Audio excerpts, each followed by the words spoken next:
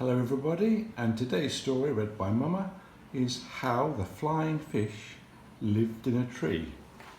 This is a story from Papua New Guinea. In the old days, all the land was dry. The sea was held like an enormous raindrop in the branches of a gigantic tree, but nobody knew it was there. In a village nearby lived an old woman called Kemiana, who relied on her husband to take care of her. One day, as usual, her husband went out hunting but didn't catch anything to eat. He was about to return home empty-handed when he realised that his dog was missing. The old man retraced his steps and found his dog under a tree eating something wet and shiny. "You seem to be enjoying that strange food," he said. "Maybe it will be good for Kemiana." He didn't know that his dog was eating a flying fish that had fallen out of a hole in the sea. The man brought some flying fish home and cooked them for Kemiana, who ate them gratefully and then fell into a deep sleep. The next morning she didn't wake up, and her husband grew worried that the flying fish had made her ill. He called in his neighbours. "I gave my wife a strange food, and now I fear that she'll never wake up," he said anxiously. The neighbours gathered around Kemiana's bed and began to weep because they thought that she was dying. But suddenly she opened her eyes and smiled.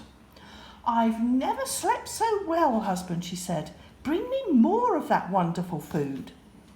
News of the new food soon spread around the local villages. Everyone wanted to try it. However, the waves of the sea only washed a few flying fish out of the hole each day, and there wasn't enough to feed everyone. So the men of the two local tribes decided to cut the gigantic tree down. First, the men of the Orana tribe chopped at the tree, while the men of the Lavarata tribe prepared food. But when the Orana men rested and sat down to eat, the Lavarata men tricked them and kept on chopping until the tree came crashing down. Then the great bubble of the sea burst with a terrific roar, spilling out a torrent of foamy water, alive with fins and tails and tentacles, which spread across the lowland to become the ocean. All the Orana men were washed away in the flood, doomed to become sea folk forever. Many fish rushed into the sea that day, but the flying fish stayed behind in the swamp. It wasn't long before the village women discovered that they could catch them easily there. They stopped working on their vegetable gardens and spent their days at the swamp filling their baskets with flying fish instead. When the men saw their vegetables choked with weeds, they weren't happy. "How can we encourage our wives to give up fishing and tend to the garden?" they sighed.